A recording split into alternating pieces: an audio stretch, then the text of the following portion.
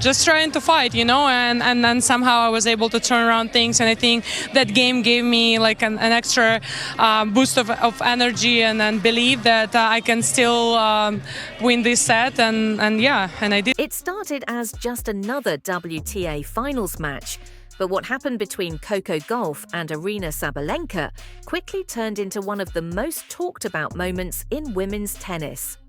What the cameras captured left fans speechless and furious. During a crucial point, Sabalenka turned toward Coco, laughed, and made a gesture that many saw as blatant disrespect. In however many years, it definitely takes the pressure off. And honestly, I think, it's a reason. You're playing the top 8 in the world. This round-robin format is... In the first set, I don't know what I did there, honestly. Some of the points were just wow. And then in the second set, she turned it around and she were able to The crowd gasped. But Coco's reaction was calm, focused, quietly intense. She didn't yell, she didn't argue. She simply let her silence speak louder than Sabalenka's mockery. But after the match, Coco finally broke that silence. And what she said sent shockwaves through the entire tennis world. Because this wasn't about a match anymore. It was about respect, sportsmanship, and the fine line between confidence and cruelty. As replays flooded social media, fans everywhere started asking the same question. Did Aryna Sabalenka go too far this time? This wasn't just another meeting. It was the rematch, the one everyone had been waiting for since Coco's emotional victory over Sabalenka at the US Open. That loss had stung. You could see it in Sabalenka's eyes before the match even began. She wanted revenge. But Coco wanted respect. From the opening serve, the tension was electric. Every swing, every look, every fist pump carried more than athletic meaning.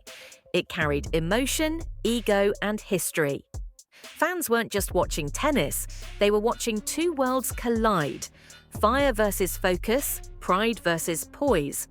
And while Coco stayed laser-focused, Sabalenka began playing a different game, a mental one.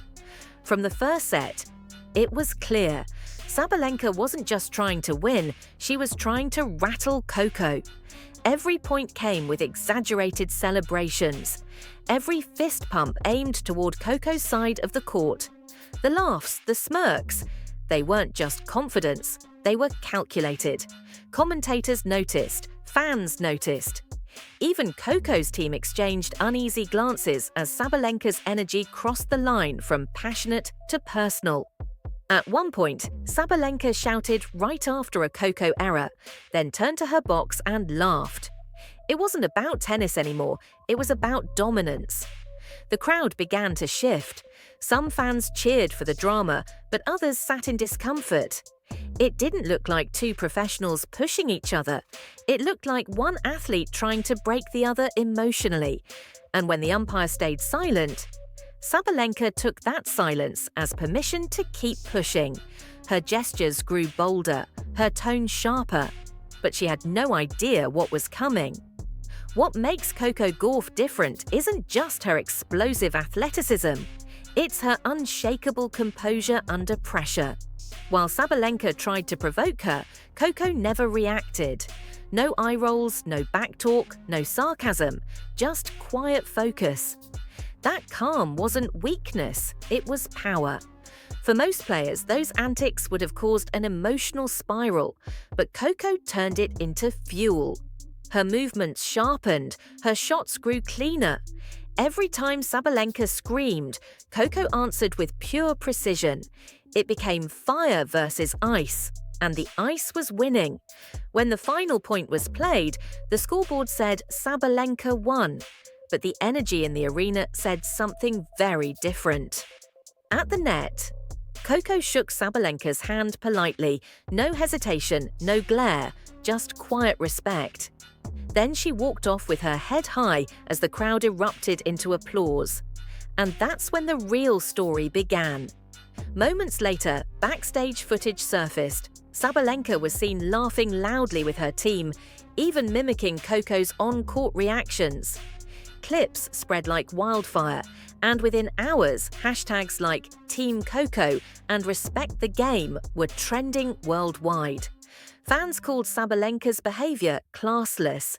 Even neutral tennis commentators said her actions crossed the line. It wasn't the first time either. Sabalenka's fiery temper had been a recurring theme: broken rackets, emotional outbursts, raw frustration. But this time, it wasn't about emotion, it was about intention. As backlash exploded, reporters asked Sabalenka to explain. Instead of cooling things down, she doubled down. She said people were being too sensitive, that her actions were just passion, not disrespect. But that answer only made fans angrier, because there's a difference between passion and arrogance, and most felt she'd crossed that line. Her coach didn't help either. He claimed Coco couldn't handle the energy, calling it part of Sabalenka's competitive fire. That comment backfired instantly. Former players and journalists slammed the response, saying, "You can be fierce without being disrespectful." Meanwhile, Coco remained silent. No tweets, no interviews attacking back, just calm, quiet professionalism. And that silence said everything. As days passed, the story became bigger than a match. It became a symbol of two contrasting worlds in women's tennis. On one side, Aryna Sabalenka, fiery, emotional, unpredictable. On the other, Coco Gauff, disciplined, focused, and grounded. Their rivalry wasn't just athletic, it was philosophical. It asked a deeper question: what truly defines greatness, raw emotion or grace under fire? Fans began comparing not just their games, but their personalities. Coco's supporters highlighted her maturity at just 20 years old, her ability to inspire without drama. Sabalenka's critics said her emotional volatility often overshadowed her brilliance. Tennis analysts even drew parallels to legendary contrasts: Serena's composure versus Sharapova's intensity. One commentator summed it up best: Sabalenka plays like the storm, Coco plays like the calm after it, and that's why fans love her. When the match ended, Sabalenka had the win, but Coco had something far more valuable: respect.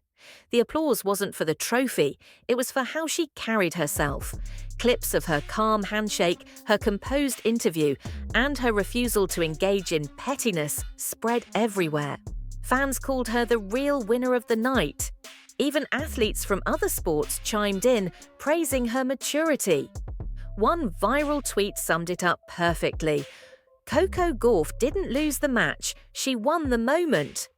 And they were right. Because in a sport that often rewards drama, Coco reminded the world that class still matters. As the dust settled, everyone knew this rivalry wasn't over. Far from it. If anything, it had just begun. Coco's silence became her weapon. Sabalenka's antics became her weakness.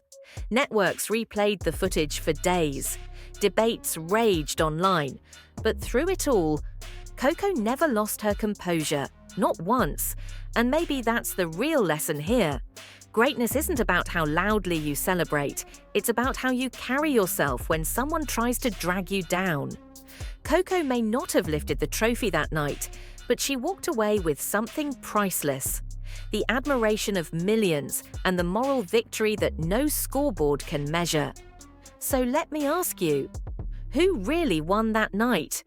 Was it the player who took home the trophy, or the one who showed the world what true sportsmanship looks like? Drop your thoughts below. And if you respect Coco's composure, hit that like button, subscribe, and turn on notifications. Because the next time these two face off, it won't just be tennis, it'll be personal.